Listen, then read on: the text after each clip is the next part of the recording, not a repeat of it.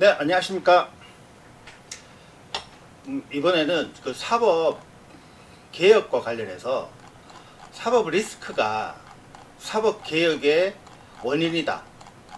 어떤 그런 주장에 대해서 한번 옳고 그름을 한번 살펴보도록 해보겠습니다. 자, 질문이 들어왔는데요. 사법 개혁이 사법 리스크 때문인가요?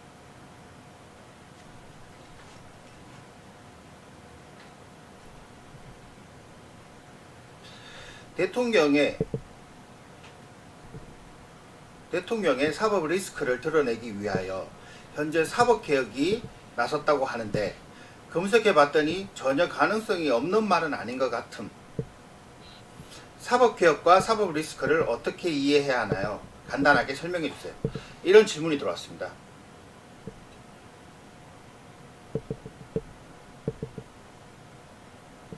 그래서 사법 개혁이 사법 리스크 때문에 하는 것인지 이 부분인데요. 이 대통령이 재판을 5년 동안 거의 매주 받았다고 합니다. 그래서 이 개혁 대상 관련자들은 당신이 지금 재판 받았다고 해서 우리를 개혁하려고 하는 것이 아니냐, 이런 의문 제기를 하고 있는 것입니다. 관련 뉴스 보시죠. 이번에 이 대통령이 G7 참석에 국힘은 본인 사법 리스크 회피를 위한 수단으로 삼아서는 안 된다, 이렇게 말하면서 국민의힘 대변인은 논평에서 이 대통령은 그동안 북한의 도발과 인권 침해에 침묵했으나 미온적인 태도를 보여왔고 친중 행보로 외교적 균형 감각의 의문을 자초해 왔다며 이번 G7 정상회의에서 국제사회로부터 신뢰를 얻기 위한 명확한 태도가 필요하다고 주장했습니다. 더불어서 또 이 대통령은 G7 참석을 본인 사법 리스크 회피를 위한 국제적 이벤트로 삼아서는 안 된다고 했습니다. 자, 이 대통령의 사법 리스크가 뭔지 한번 말씀드려보면, 이 대통령은 지금 그 형사소송 재판을 여러 건 하고 있습니다. 그래서 만약에 그 재판이 진행됐을 경우에는 그 대통령직의 수행도 안 될 가능성도 있습니다. 그리고 지난 후보 시절에서도 계속 그 재판을 받고 있었던 것입니다. 그것을 가리켜서 사법 리스크라고 합니다. 현재 국회에서 이 사법 개혁 입법이 진행되고 있습니다. 그 입법들이 어떤 것인지 하나하나 살펴보도록 하겠습니다. 이 사법 개혁 입법은 현재 민주당 위주로 진행되고 있고, 그 대상은 검찰, 법원, 헌법재판소, 그리고 이 대한변호사협회도 해당 사항이 있습니다.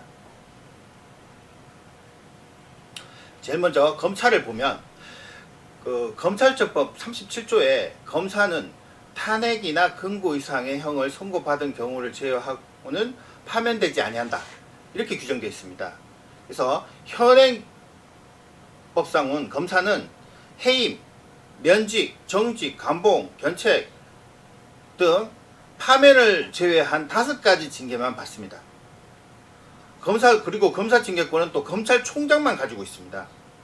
이에 조국 혁신당은 수사, 기소를 모두 가진 검찰청을 폐지한 뒤에 기소, 공소, 유지만 전담하는 이 공소총으로 전환을 하고 특정 수사권은 중수청으로 넘기는 방안을 검찰개혁 4법, 공소청법, 중수청법, 그리고 수사절차법, 형사소송법 개정안을 추진할 계획이다, 이렇게 밝혔습니다. 또 헌법을 개정해 검찰의 영장을 폐지하고 고위공직자 범죄수사처의 조직을 권한을 강화하기로 했다. 이것이 바로 이 검찰개혁의 주요 골자입니다. 참고로 이 공무원 이 징계의 종류에는 파면, 해임, 강등, 정직, 감봉, 견책 6종류가 있습니다. 국가공무원법 제79조에. 그러나 이 검사의 경우에는 파면이 없고, 그리고 그 징계 절차가 검찰총장의 어떤 그 인사권에 의해서 징계권에 의해서 결정되기 때문에 다른 공무원에 비해서 이 파면 자체도 없을 뿐만 아니라 제19 감싸기를 할 가능성이 높은 이런 법적인 구조를 가지고 있습니다. 그래서 이번에 그 진행되는 개혁 입법을 보시면 이 검사의 파면을 규정해서 이제 더 이상 이 검사가 다른 일반 공무원에 비해서 특별하게 더 우월적 지위가 폐지된다고 볼 수 있습니다. 그 다음 이제 그 사법개혁의 주요 요체는 바로 법원입니다. 자, 요거를 간순하게 말씀드렸습니다. 너 눈 감아. 너 재판 빨리 해. 너 재판 공개해. 너 재판 태도 고쳐. 요것이 바로 핵심입니다. 여기 지금 이 한국형 정의의 여신상이라고 이렇게 있는데요. 이 여신상은 이게 눈을 안 가렸어요. 눈을 뻔히 뜨고 있거든요. 이게 뭘 의미하느냐면 정관예우입니다. 정관예우. 내가 재판하는데 저기 오신 분이 예전에 내 직속 상관이었어요. 그러면 팔이 안으로 굽게 되죠. 네. 그래서 이런 부분, 정관예우 부분이 우리나라 특히 문제되고 있었는데, 그래서 앞으로는 이제 눈도 가리게 돼야 될 것이고, 그리고 재판도 지금 재판이 엄청 지연되어 있습니다. 그래서 이런 부분도 개선을 하고, 또 그리고 재판이 대부분이 비공개입니다. 이번에 윤석열 재판에서 그 뚜렷하게 드러났는데, 주기현 판사라는 사람이 다 비공개를 해버렸어요. 국민들이 알 권리가 어떻게 됩니까? 내란 수개 재판을 비공개로 한다는 것은, 그것은 재판이 법원이 스스로 자신이 개혁 대상이라는 것을 스스로 밝히고 있는 재판 태도도 문제입니다. 이게 뭐냐면 윤석열 대통령만 봐도 그렇습니다. 그 피고인석이 법원장 그 재판장 뒤쪽에 잘 위치하고 있거든요. 그런 구조로 무슨 재판을 하겠다고, 그거는 개혁의 대상입니다. 그래서 주요 골자를 보시면 일단 상고심을 집중적으로 개혁을 해야 되는데 대법관을 정원하는 것입니다. 처음에는 100명을 정원하겠다고 했어요. 하지만 100명은 무리죠. 예, 그래서 다시 요것을 30명으로, 그리고 전원 합의체 변론을 공개하는 것을 확대하기로 했다. 그리고 법관 평가 제도를 개선해서 법관 평가위원회를 설치하고 법관 업무 평정을 관리한다. 그리고 신속한 재판에 관련 온라인 재판을 제도를 도입한다. 그렇죠. 온라인 재판 제도를 도입을 해야죠. 우리나라가 지금 AI나 온갖 그 인터넷 IT 강국인데도 불구하고 뭐 이거 지금 재판 이런 제도를 도입하는 것은 마땅히 맞습니다. 그리고 형사재판에서도 간이공판 절차를 적용을 확대하겠다. 신속하게 재판하겠다는 말씀이죠. 재판연구원 선발 규모를 확대하겠다. 그리고 사법 참여를 확대하는데 국민 참여 재판 대상을 확대하겠다. 현재는 뭐 성범죄라길지 뭐 주요 범죄에서만 국민 참여 재판을 하고 있습니다. 하고 배제 요건을 강화하겠다. 그리고 사법 서비스 접근성을 제고하겠다. 이것은 공개 변론의 중개 의무화를 추진. 이번에 지규현 판사 때문에 이런 것 같습니다. 이거 우리 국민들이 이 비공개 재판을 하고 있어요. 우리 법원을 가보면 앞에 그 법정 관리하는 그 관리원들이 앞에서 들어가지도 못하게 법원 자기 순서대로 시간 되면 들어가도록 그렇게 하는데, 그거는 공개 재판이 아니라 비공개 재판이죠. 그리고 하급심 판결문 공개를 범위를 확대하겠다. 우리나라 판결은 거의 공개가 안 되고 있어요. 심각합니다. 네, 공산국가에서는 거의 100% 다 공개하거든요. 그래서 우리나라 재판은 이 민주국가임에도 불구하고 법치주의를 하고 있음에도 불구하고 이 판결문을 공개하지 않고 공산국가보다도 더 못한 겁니다. 이거. 다음 내용 보시면, 자, 헌재가 민주당의 재판소원 입법의 취지를 공감하고 찬성 의견을 제출했습니다.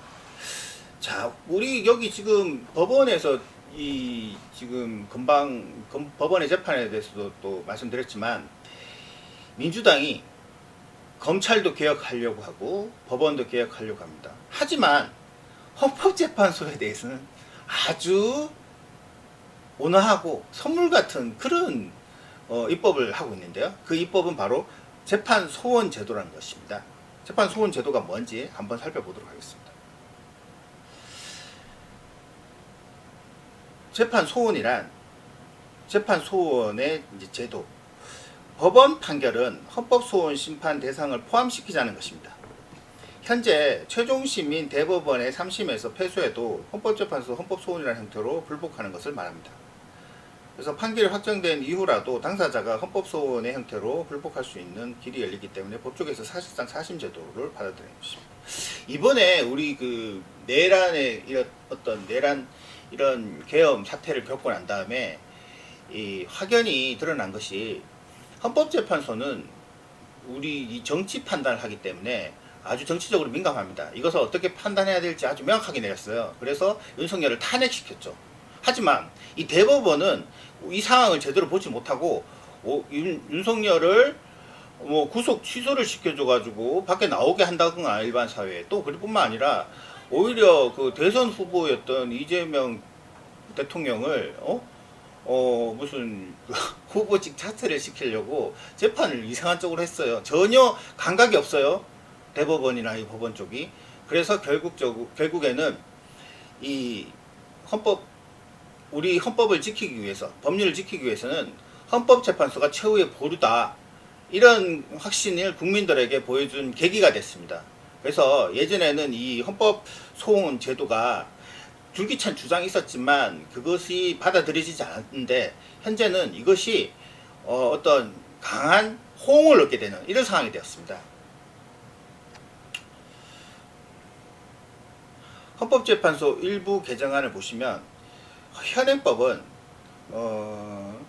공권력의 행사 또는 불행사로 인하여 헌법에 권리된 침해된 자가 법원의 재판을 제외하고 이제 헌법소원을 하도록 했는데, 이 법원의 재판도 이제 포함시키겠다.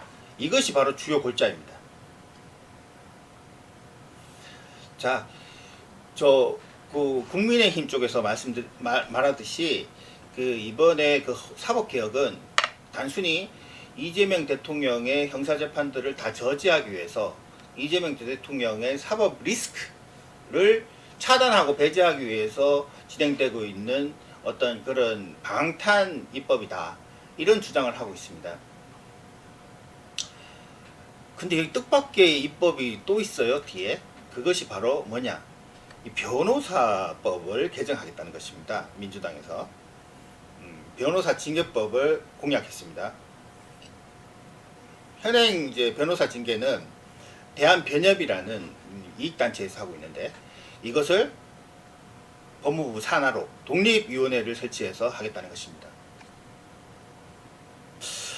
아마 이렇게 되면 많은 변호사들이 징계받을 것입니다. 지금은 거의 징계를 솜방망이를 받고 있어요.